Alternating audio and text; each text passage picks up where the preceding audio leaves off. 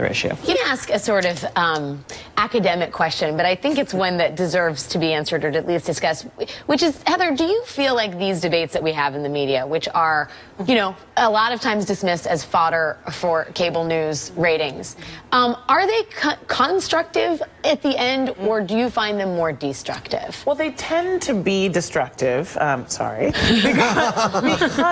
there's like a whole nother race conversation that we're not having, which is who is we the people, right? The fact that we are a multiracial, multicultural society is actually really hard work. It's not obvious, right, that you can make a sort of community that feels like one out of people who have, you know, strands of every ancestral origin across the globe. And that actually takes a lot of work. It takes a sense of integration being something we want. It takes, you know, pride. It actually, just for individual people, it takes actually consciously thinking about, okay, do I want to live in a community where I actually feel comfortable with people of a different race? And that's not our unconscious, immediate thing to do. So it takes a whole lot of work, and we don't have that conversation at all. And unfortunately, I think our president isn't able to lead that conversation. He feels completely hemmed in by this racial trap, and the racial trap is defined every single time we have one of these flare-ups. It just feels like it's an us and it's a them, and there's no American people that's even bigger than that. I'm out here to tell you kids that Santa Claus is also Burmese Irish.